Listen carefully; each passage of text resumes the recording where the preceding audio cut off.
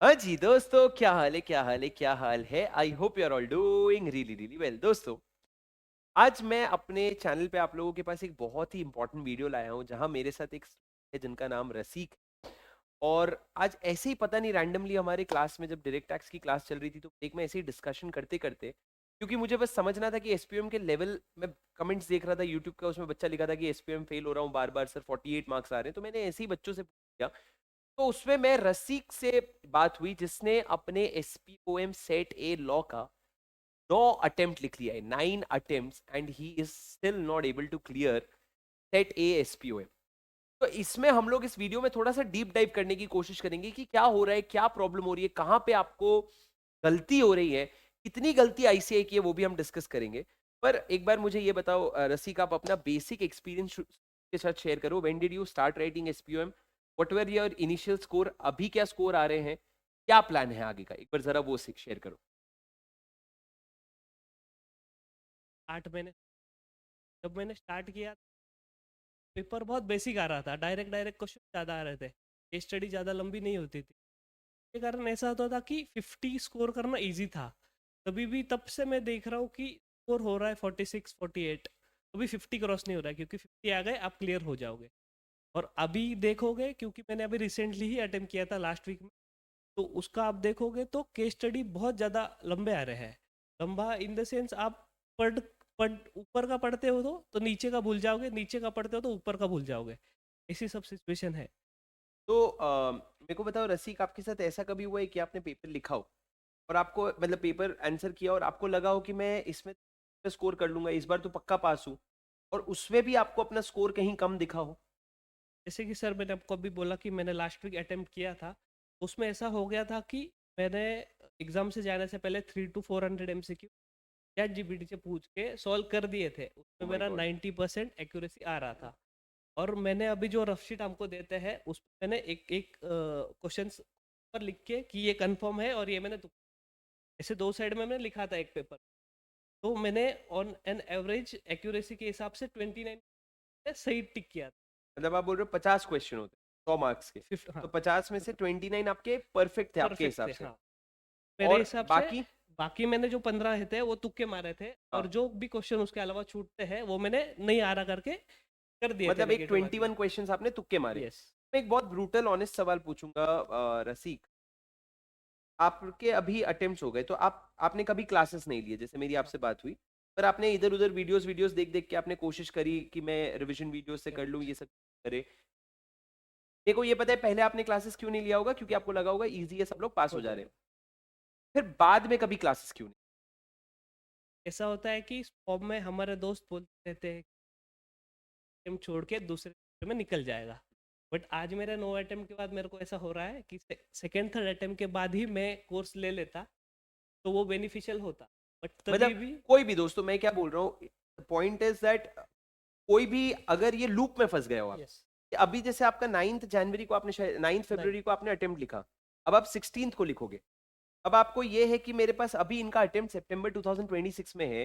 जब इन्होंने पहली बार सेट ए लिखा था, वो फेल होने के बाद उन्होंने उसके बाद एक एक राउंड में set B C D clear कर लिया, yes. First attempt first all attempt. Eight. पर सेट ए में मैं ये भी बोल रहा हूँ, सेट बी भी टफ आ रहा है, if I am not wrong, set yes. B is also set coming B tough में भी नाउ। मेरे को एक अटेम्प्ट लगा।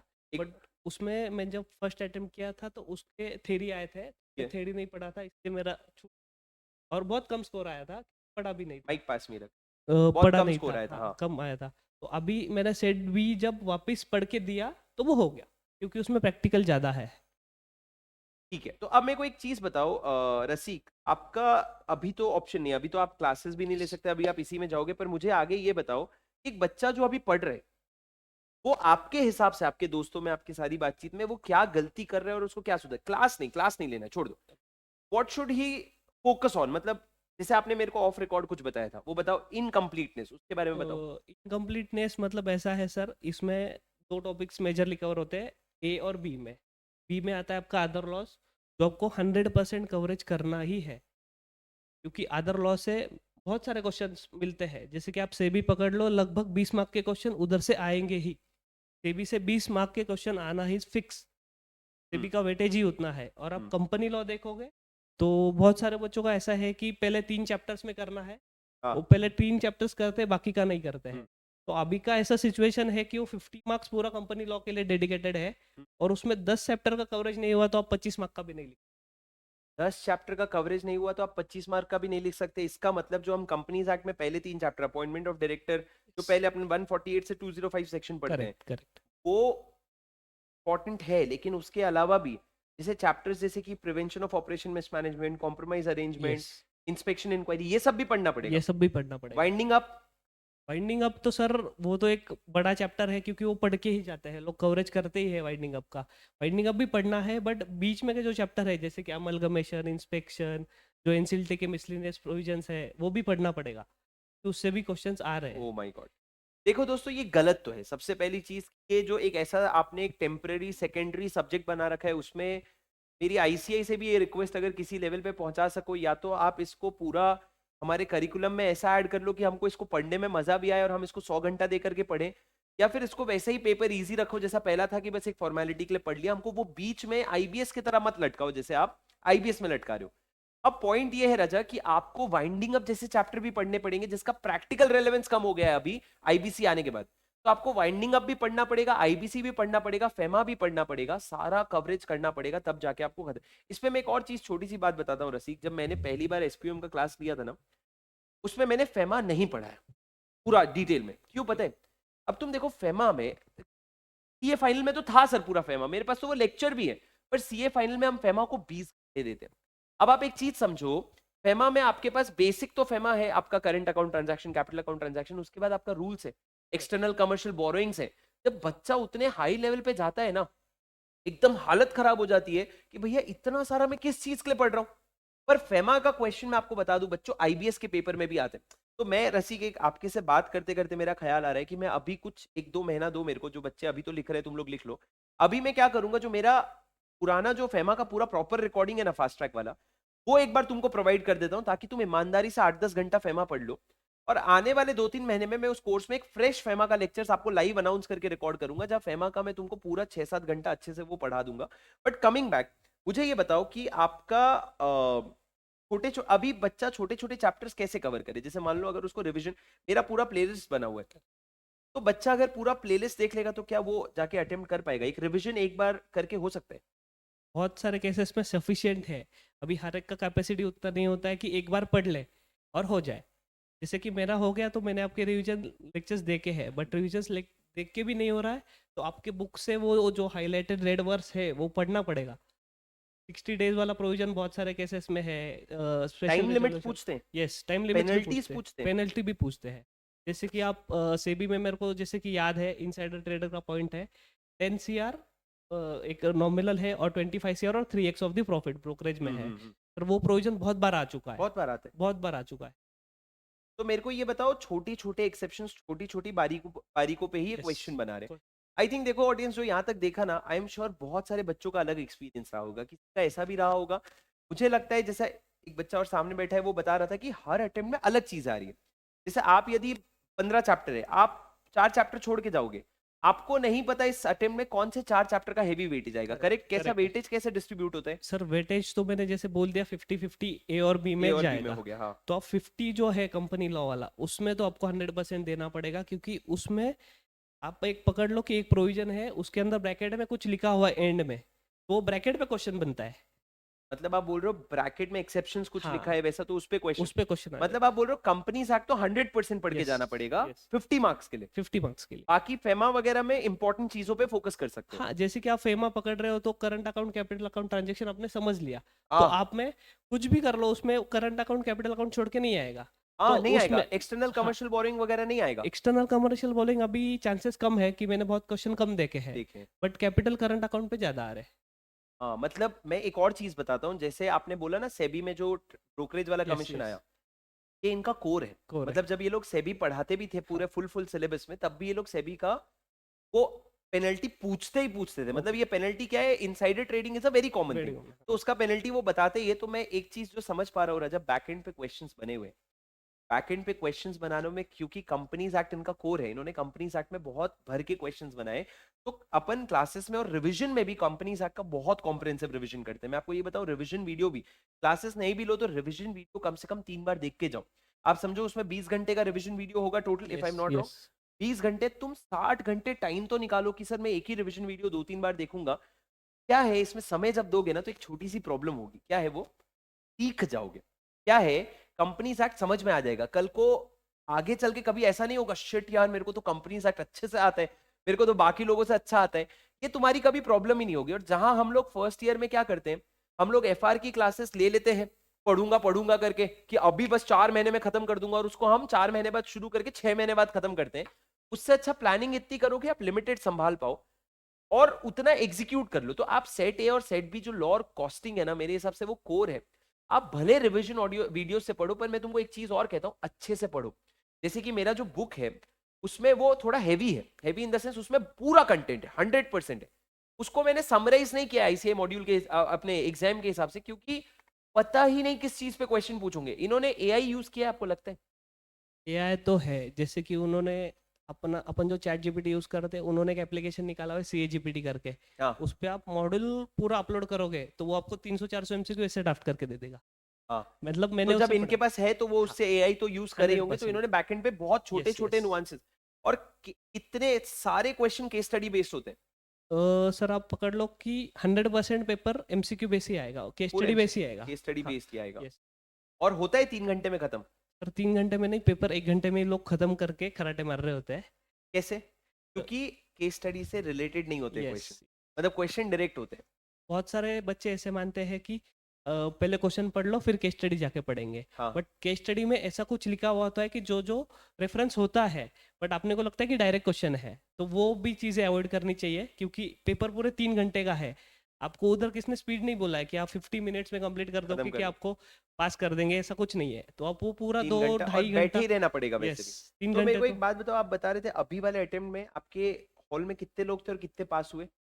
सर वो तो एग्जैक्टली मेरे को पता नहीं, अंदाजा। बट मेरे आगे पीछे 2-3 लॉ वाले थे, कोई भी पास नहीं हुआ। मतलब मैंने सबको तो नहीं देखा, बट जो मेरे आजू बाजू थे वो कोई भी पास नहीं हुए।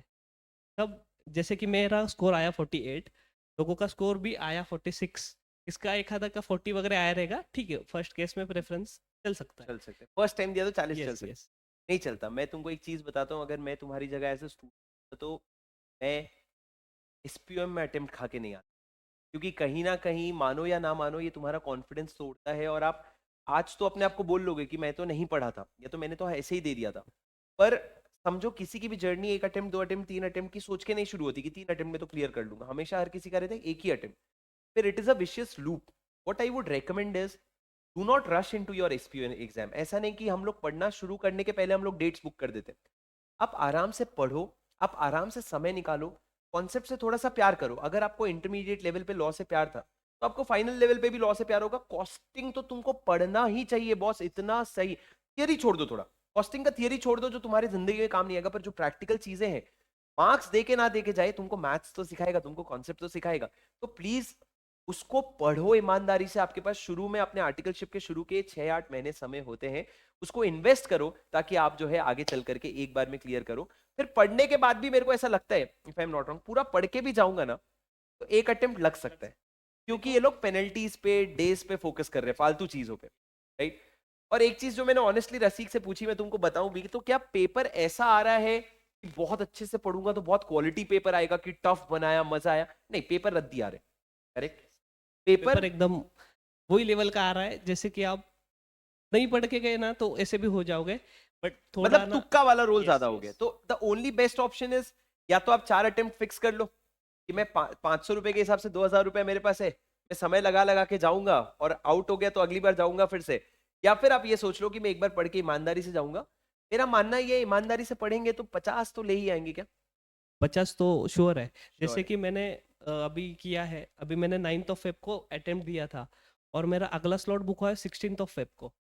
जैसे कि आप देख रहे हो कि आपको अटेम्प्ट जो बुक करना है वो 16th ऑफ फेब, मतलब एक वीक का गैप है। वो एक वीक ने आपने पूरा पढ़ लिया, कवरेज 100% कर लिया पहले 3 दिनों में। जैसे कि मेरे केस में बोलता हूँ कि मेरा नहीं होता है पढ़ाई, क्योंकि मैं रात में पढ़ता हूँ। हम्म, और क्या होता है कि सुबह रात में पढ़ लिया इसलिए सुबह देर तक सो लिया, ऐसा मत करो। और हम्म। बाकी आप क्या करते हो, एफआर पढ़ना है, डीटी पढ़ना है, ये सब पढ़ना है, ये चक्कर में आप भूल जाते हो कि आपका लॉ का पेपर है। लॉ का पेपर। तो अगले मंडे लॉ का पेपर है, तो आपको ये मंडे से चालू करो जब से आपने स्लॉट बुक किया।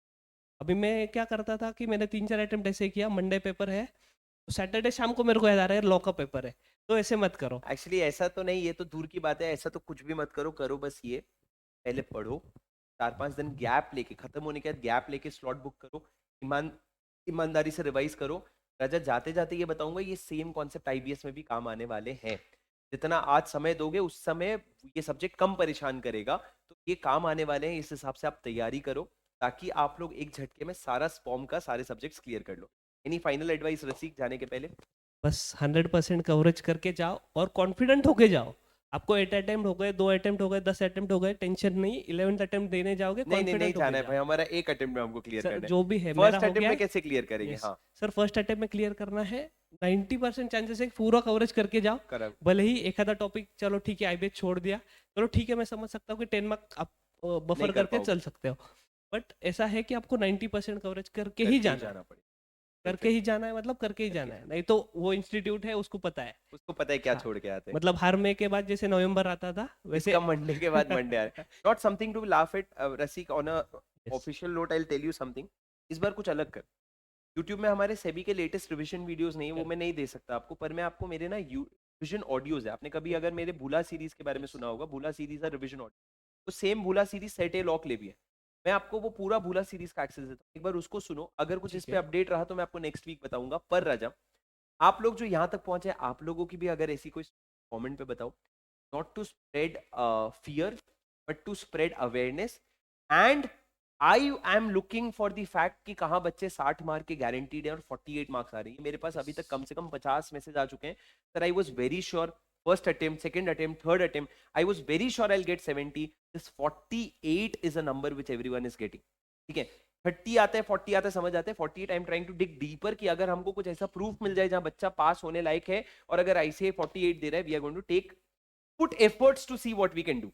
ठीक है, but other than that I am trying to find those people. But आपका जो एक्सपीरियंस है शेयर करो, अदर देन पढ़ो, अच्छे से पढ़ो, मन से पढ़ो, सीखो, तो आप लोगों का काम हो जाएगा। ठीक है, yes thank sir. You so much Rasik yes and all the very best, I will see you in the next video. Yes चलो guys, thank thank you you so thank much. नए हो चैनल में तो सब्सक्राइब जरूर कर लेना और video को लाइक जरूर कर लेना। मिलता हूं आपसे अगले वीडियो में, until then this is your C buddy Shubham Singhal signing off, bye bye.